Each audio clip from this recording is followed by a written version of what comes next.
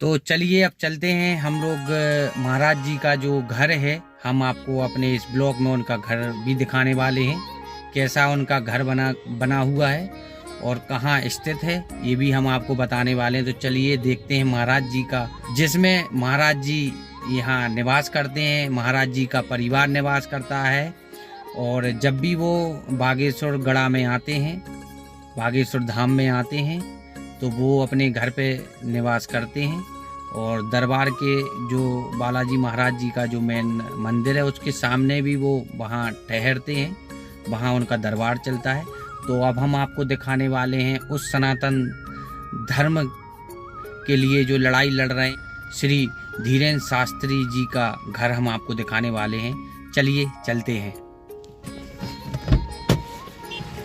तो ये आप सामने देख रहे हैं, ये है धीरेन्द्र शास्त्री जी महाराज जी का घर।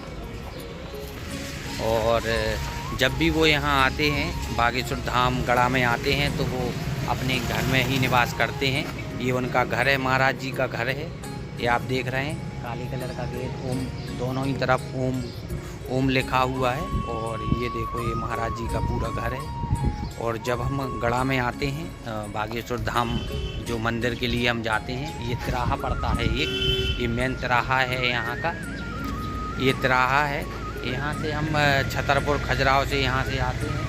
और अगर हम सीधा वाला ये रास्ता जाते हैं तो ये मंदिर के लिए जाता है, जहाँ पे बालाजी सरकार के हम दर्शन करते हैं। उसके ही जैसे छतरपुर से जब हम आए तो उसमें लेफ्ट में ही जो पहला मकान है वो महाराज जी का मकान है। ये आप देख रहे हैं, ये महाराज जी का मकान है।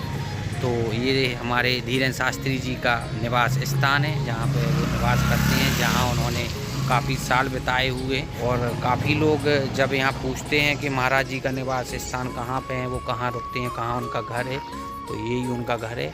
और ये आप बोर्ड देख रहे हैं, ये बोर्ड लगा हुआ है बागेश्वर धाम मंदिर के लिए।